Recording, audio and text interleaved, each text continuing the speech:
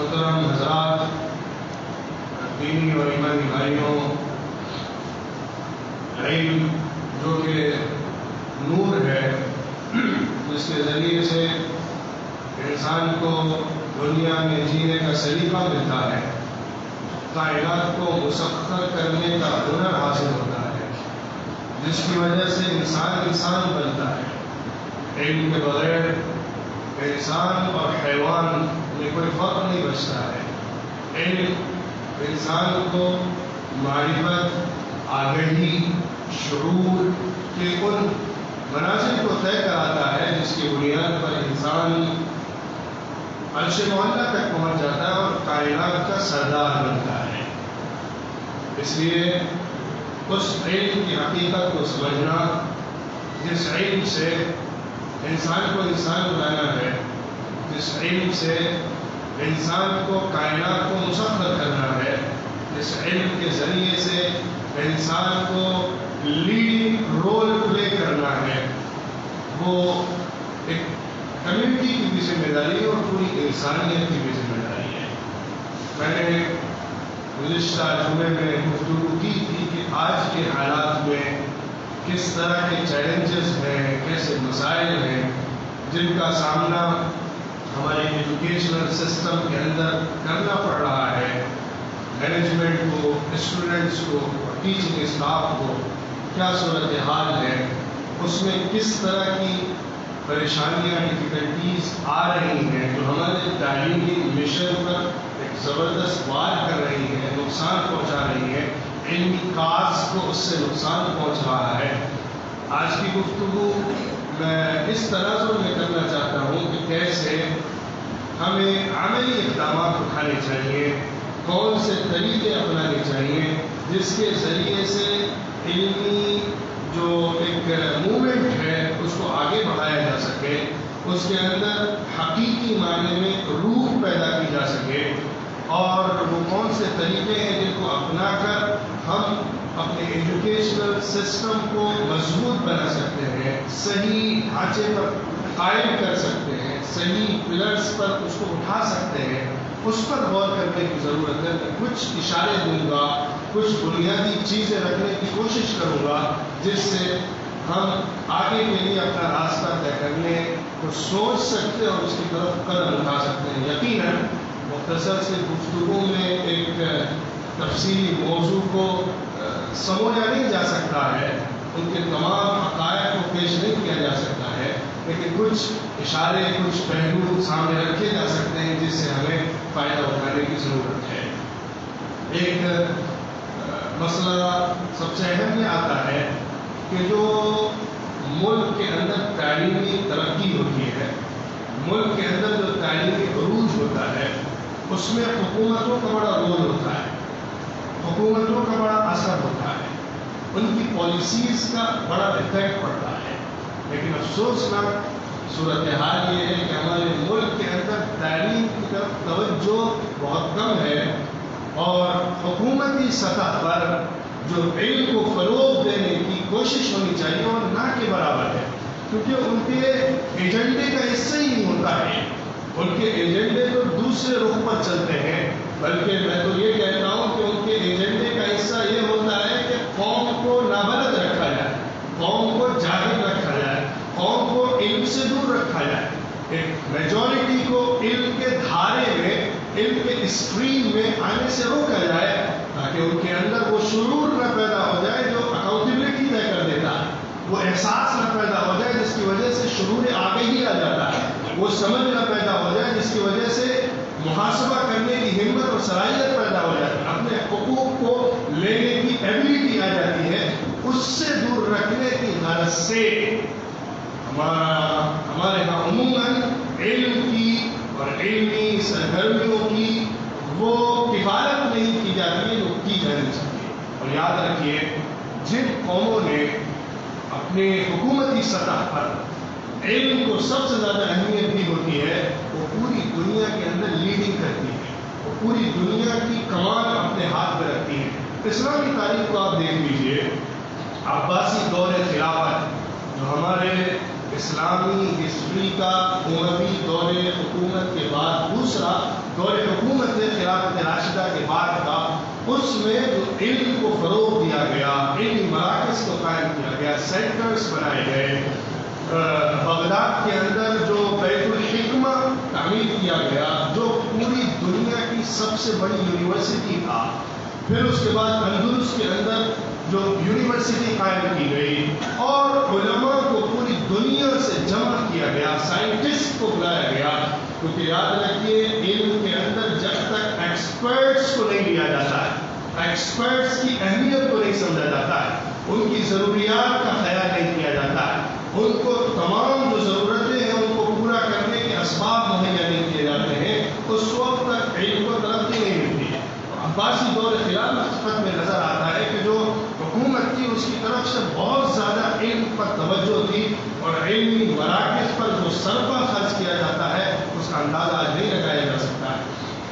بہرحال اس کے بعد مسلمانوں کا دور زوال آتا ہے، یورپین جو قومیں نیشنز ہیں انہوں نے علم کو ایڈاپٹ کیا، انہوں نے علمی مراکز کو اپنے یہاں قائم کرنا شروع کیا، انہوں نے علم کو فروغ دیا اور اپنی اکنامی کا بڑا حصہ علم پر لگایا، ریسرچ پر لگایا، ایجوکیشنل سینٹرز کے لیے لگایا، اس پر جو بھی ضرورتیں ہوتی ہیں پرائمری لیول سے لے کر ہائر ایجوکیشن تک، ریسرچ انسٹیٹیوشنز تک، مختلف فیلڈز کے اندر، مختلف میدانوں کے اندر علم میں کمانڈ حاصل کرنا اور علم میں لیڈنگ رول پلے کرنے کی طرف بڑھنا، اس کے لیے جو کوشش کی گئی، جو محنت کی گئی ان قوموں کی طرف سے، اس کا نتیجہ ہے کہ آج پوری دنیا پر ان کا تسلط ہے، پوری دنیا پر ان کی حکومت ہے، آج وہ جو پالیسی لاتے ہیں پوری دنیا میں قبول کی جاتی ہے، چار اور ناچار اس کو ماننا پڑتا ہے کیونکہ ان کے پاس لیڈنگ پاور ہے، کیونکہ ان کے پاس دنیا کی کمان ہے۔ آج آپ اندازہ لگائیے جو کرونا وائرس آیا اس کی ویکسین پر ایک ہوڑ لگی ہوئی ہے، ایک دوڑ ہے، پوری دنیا کے ریسرچ سینٹرز جو سائنٹسٹ ہیں وہ لگے ہوئے ہیں، جو میڈیکل سائنٹسٹ ہیں وہ اس کوشش میں کہ کیسے اس کو ایجاد کیا جائے، اس پر اربوں اربا روپے لگائے جا رہے ہیں، کروڑ ہر کروڑ پیسہ صرف کیا جا رہا ہے، لیکن آج آپ اندازہ لگائیے کہ اس کے اندر اتنا زیادہ پیسہ انویسٹ کرنا اور اس کو فروغ دینا اور اس کے لیے تیاریاں کرنا اور اس کو سپورٹ کرنا، اس کے لیے جو یورپین کنٹریز میں کوشش ہو رہی ہے وہ ہماری ایشین کنٹریز میں نہیں ہے، یا اگر ہے بھی تو انہیں کی شراکت داریوں کے ساتھ ہے، کیونکہ وہ سمجھتے ہیں کہ ہمیں کہاں پہ جا کر لیڈنگ پوزیشن میں آنا ہے،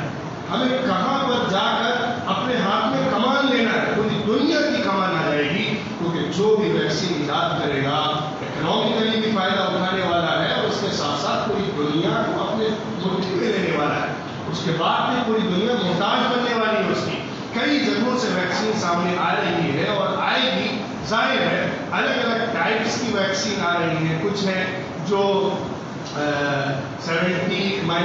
ٹیمپریچر میں رکھنے والی ہیں، جو ہمارے ترکی کے مسلم لوگوں نے برٹش کے اندر ایجاد کی ہے، کچھ جو حیدرآباد اور مختلف جگہوں پہ انڈیا کے اندر کوشش ہو رہی ہے، وہ تقریباً -20 ڈگری میں اس کو اگر اسٹور کیا جائے تو وہ رہ سکتی ہے، اس سے فائدہ اٹھایا جا سکتا ہے، اور بھی اس طرح کی کوششیں ہو رہی ہیں الگ الگ ٹائپ کی، لیکن آپ دیکھیے کہ اس کے اندر جو خرچ ہے، کوشش ہے، محنت ہے، وہ جو ان ملکوں کی ہے جو یورپین ملک کہلاتے ہیں وہ ہماری نہیں ہے، کیونکہ وہ اس کی امپورٹنس کو سمجھتے ہیں، وہ جانتے ہیں کہ علمی میدان میں، ریسرچ کی فیلڈ میں اگر ہم بہت زیادہ انویسٹ بھی کر رہے ہیں تو وہ غلط نہیں ہوتا، وہ نقصان دہ نہیں ہوتا، جبکہ آپ اپنے ملک کا اندازہ لگائیے کہ ہمارے ملک کا تقریباً جو ٹوٹل بجٹ ہوتا ہے اس کا 4.6 ایجوکیشن کے لیے رکھا گیا ایک طویل عرصے سے، کئی سالوں میں، لیکن 18-19 کا جو بجٹ ہے اس کے اندر اس کو کم کر کے صرف 3% بجٹ کا حصہ کر دیا گیا ہے۔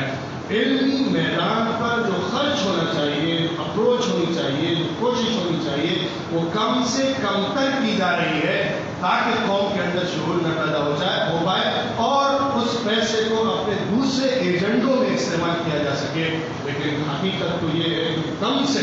کم میں سمجھتا ہوں 20 سے 30% کم سے کم بجٹ کا ایجوکیشن پہ لگنا چاہیے، اس کے علاوہ پھر ایگریکلچر پہ لگنا چاہیے، پھر دوسری جو حصے ہیں، دوسرے جو کام ہیں اس کو لانا چاہیے. امپورٹنس، پریورٹی کس کو دینا ہے، یہ ایجنڈے کے اعتبار سے ہوتا ہے. یہ خیر الگ موضوع ہے، ضمن میں نے اس کا حوالہ دیا، اس کا تذکرہ کیا اس پس منظر میں کہ اگر حکومتی سطح پر، اگر بڑے لیول پر علم کو سپورٹ کیا جاتا ہے تو پھر وہاں پہ علمی وہ مسائل پیدا نہیں ہوتے ہیں جو نارمل ہمیں دیکھنے کو مل رہے ہیں. خاص طور پہ اس کورونا وائرس کے بعد جو ایک زبردست بھونچال آیا ہے، زلزلہ آیا ہے علمی میدان کے اندر، اس کے لیے اگر سنجیدگی کے ساتھ، سنسیئرٹی کے ساتھ حکومتی سطح پر پالیسیز بنائی جاتی ہیں، پروگرامز تیار کیے جاتے ہیں، پلانس بنائے جاتے ہیں، تو اس کا افیکٹ الگ ہی ہوتا ہے، اس کی اپروچ الگ ہی ہوتی ہے، اس کا اثر نمایاں ہوتا ہے. اگر اس طرح کے ٹی وی پروگرامز تیار کیے جاتے جو ایجوکیشنل ہوتے، جو ویلیوز پر مبنی ہوتے، جس سے بچوں کو، نوجوانوں کو اپیل کیا جاتا، ان کو تیار کیا جاتا، وہ خلا کو کرنے کی کوشش کی جاتی جو عموماً نظر آتی ہے، تو حالات دوسرے ہوتے. آج جو گورنمنٹ اسکولز ہیں، گورنمنٹ ادارے ہیں، ان کی جو صورتحال ہے وہ کسی سے مخفی نہیں ہے. علمی فیلڈ کے اندر، ایجوکیشنل فیلڈ کے اندر وہ ثانوی درجے کی چیز ہوتی ہے، اور پرائیویٹ کے مقابلے میں تو ان کا کوئی شمار ہی نہیں ہوتا، اس درجے میں وہ نیچے گرے ہوئے ہوتی ہیں. تو علمی سطح پر جو کوشش، اپروچ، سپورٹ، محنت اور اسی کے ساتھ ساتھ تیاری ہونی چاہیے، وہ ہماری حکومتی سطح پر نظر نہیں آتی. اب جو حالات میں نے ذکر کیے تھے اسی پر اور مزید یہ سمجھیے کہ محتاط اندازے کے مطابق تقریباً اس پینڈیمک کے بعد 9 to 11 کروڑ دنیا کے اندر اسٹوڈنٹس ایسے ہوں گے جو ڈراپ آؤٹ ہونے والے ہیں. ریسرچ کی بنیاد پر یہ اندازہ نکالا گیا ہے، اور آپ یقین مانیے کہ اگر ہم ملک کا جائزہ لیں تو ہمارے مسلمانوں کی ایک میجورٹی ہے جو دور ہو جاتی ہے. آپ کو شاید اندازہ نہ ہو، کچھ لوگوں کا ریسرچ ہے کہ صرف کرناٹک کو اگر آپ لیجیے، صرف کرناٹکا کو دیکھیے، تو یہاں پہ جو مسلم پاپولیشن ہے اس کے 50% بچے گورنمنٹ اسکولس میں پڑھتے ہیں. رورل ایریاز کو اگر آپ کلیکٹ کریں گے، لیں گے، جائزہ لیں گے، اندازہ لگائیں گے، انالائز کریں گے، تو نظر آئے گا کہ بڑی تعداد ہے جو اس میں پڑھتی ہے. اور سمجھیے کہ 5th سے 4th اسٹینڈرڈ سے 9th تک ایک بڑی اس میں سے میجورٹی جو ہوتی ہے وہ ڈراپ آؤٹ ہو جاتی ہے، اور جو 10th تک پہنچتے بھی ہیں ان میں بھی ایک تعداد ہوتی ہے جو فیل ہو جاتی ہے اور پھر وہ راستہ چھوڑ دیتی ہے علمی میدان کا. تو جب تک ہم مین اسٹریم میں نہیں آئیں گے علمی فیلڈ کے اندر، تعلیمی فیلڈ کے اندر، اس وقت تک ہم لیڈنگ پوزیشن میں نہیں آ سکتے. یہ یقین مانیے اور اس کو اپنی تختی پر لکھ لیجیے. جب تک علمی فیلڈ کے اندر، علمی میدان کے اندر ہمارے اندر وہ صلاحیت نہیں پیدا ہو جائے گی کہ ملک مجبور ہوگا ہمارے سامنے گھٹنے ٹیکنے پر، کیونکہ جو قوم علمی میدان میں لیڈنگ پوزیشن پہ ہوتی ہے تو ساری فیلڈ کے اندر دنیا اس کے سامنے گھٹنے ٹیکتی ہے، مجبور ہوتی ہے. یہ تاریخی حقیقت ہے اور دنیا کے سامنے اس سے بڑا فیکٹر کچھ پیش نہیں کیا جا سکتا ہے. اس کے بعد اب دوسرے مسئلے پر آئیے کہ جو ہمارے ہاں ایجوکیشنل انسٹیٹیوشنس ہیں، ٹرسٹ ہیں، ادارے ہیں، ان کو کس طرح اپروچ کرنا چاہیے، ان کو کیا کوششیں کرنی چاہیے جس سے جو ایک خلا پیدا ہوا ہے، جو ایک کمی پیدا ہوئی ہے، اس کو دور کیا جا سکے. اس کے لیے 2 طرح سے کوشش کرنے کی ضرورت ہے. ایک تو انسٹیٹیوشنس کی طرف سے براہ راست ڈائریکٹلی اپروچ کر کے جو بھی پلانس اسٹریٹجی ہو سکتی ہے اس کو ریسرچ بیس پر تیار کرنے کی ضرورت ہے. دوسرے نمبر پر گھروں کے اندر پیرنٹس کو ایجوکیٹ کرنے کی ضرورت ہے. ان کے درمیان ایک ایسی بچوں کے تئیں سنسیئرٹی پیدا کرنے کی ضرورت ہے، سنجیدگی پیدا کرنے کی ضرورت ہے کہ وہ خود سے کچھ نہ کچھ اپروچ کر سکیں، خود سے کچھ نہ کچھ پروگرام بنا سکیں. کیونکہ یاد رکھیے گھروں کا رول بہت اہم ہوتا ہے، والدین کا حصہ بہت اہم ہوتا ہے ایک سوسائٹی کے اندر بچوں کو علمی ماحول سے جوڑنے کے لیے.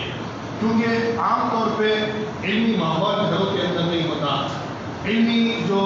صورتحال ہے وہ گھروں کے اندر، سوسائٹیز کے اندر بہت کمزور ہوتی ہے. آپ اس صرف بنگلور سٹی کو نہ لیجیے بلکہ پورے کرناٹک کو لیجیے اور اس سے آگے بڑھ کر پورے ملک کو لیجیے. جو ایک میجورٹی رورل ایریاز میں رہتی ہے، وہاں کی جو کنڈیشن ہے، وہاں کی جو صورتحال ہے، ماں باپ الف با بھی نہیں جانتے ہیں, ABCD بھی صحیح سے نہیں سمجھ پاتے ہیں, ان ماحول کے اندر جو بچے اتنے لمبے پیریڈ تک گھروں کے اندر بند رہے ہیں, علمی ماحول سے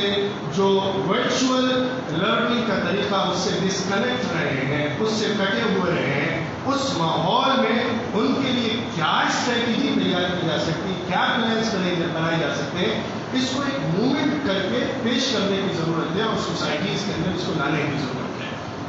اس کے لیے میں کچھ باتیں عرض کرتا ہوں, جیسے مثال کے طور پر جو انسٹیٹیوشن سے اسٹوڈنٹ جڑے ہوئے ہیں,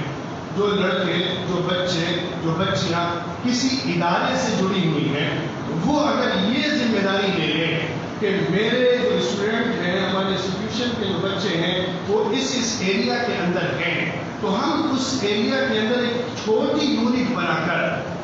ورچوئل لرننگ تو الگ ہے, اس کے جو سائڈ افیکٹ ہیں وہ تو میں نے بتایا, لیکن اس کے علاوہ ایک فیس ٹو فیس کوشش کرنے کی ایک چھوٹے دائرے سے, ایک چھوٹی یونٹ سے اسٹارٹ کرنے کی ضرورت تھی. اب تو خیر حالات دوسرے ہو رہے ہیں, بدل رہے ہیں, لیکن یہ ایک ضرورت تھی جو اس وقت سے کی جاتی کہ ایک چھوٹی چھوٹی یونٹ بنائی جاتی. اگر اس ایریا کے اندر ان کا کوئی ٹیچر موجود ہے, اس ایریا کے اندر کسی ٹیچر کو ہائر کر سکتے ہیں جو موجود ہے, اس کو لے کر کچھ گھروں کو کیچ کرتے ہوئے وہاں پہ ایک نظام کو شروع کیا جاتا, ان کے لیے ایک تیاری کی جاتی, ایک کوچنگ ٹائپ کا اسٹارٹ کر دیا جاتا. دن بھر کے اندر 1 گھنٹے کے لیے ان کو بلا کر کم سے کم ان کو کنیکٹ کیا جاتا face to face directly educational system کے ساتھ. اگر اس طرح کی کچھ کوشش ہوتی تو اس کے بڑے اثرات نکلتے. اور اسی کے ساتھ ساتھ جو دیہات کے علاقے ہوتے ہیں, رورل ایریاز ہوتے ہیں, اس میں کچھ لوگوں کو تیار کر کے وہاں پر لگایا جاتا, ڈور ٹو ڈور پہنچا جاتا. کوشش اس طرح کی اگر ہم کرتے مل جل کر تو اس کے اثرات دوسرے انداز سے. دوسری بات, گھروں کے اندر ایک بلڈنگ کے اندر اگر مختلف گھر ہیں, جو جن کے یہاں مختلف بچے ہیں جو ایجوکیشنل انسٹیٹیوشن سے جڑے ہوئے ہیں, اگر وہ سب مل کر سنسیئرٹی کے ساتھ ایک پلان بناتے کہ ہم ویکلی ایک پروگرام بچوں کا کریں گے, ہم اپنے جو اس بلڈنگ کے اندر رہنے والے بچے ہیں ان سب کا مل کر ایک پروگرام ایک ہال کے اندر, ایک گھر کے ہال کے اندر کریں گے, جس میں ان کو مختلف اعتبار سے کوئز کا پروگرام ہو جائے گا, ان کو اپنے ٹیلنٹس کو, اپنے اسکلس کو باہر لانے کا موقع دیا جائے گا, اسٹیج دیا جائے گا, ان کے ساتھ ایک ڈبیٹ کیا جائے گا, ان کی چیزوں کو, سائیکولوجی کو سامنے رکھتے ہوئے ان کے ساتھ ایک اچھے اسکالر, اچھے ماہر تعلیم کو بلا کر ان سے انٹریکٹ کرایا جائے گا. اگر اس طرح کی پالیسیز ہم بنا دیں,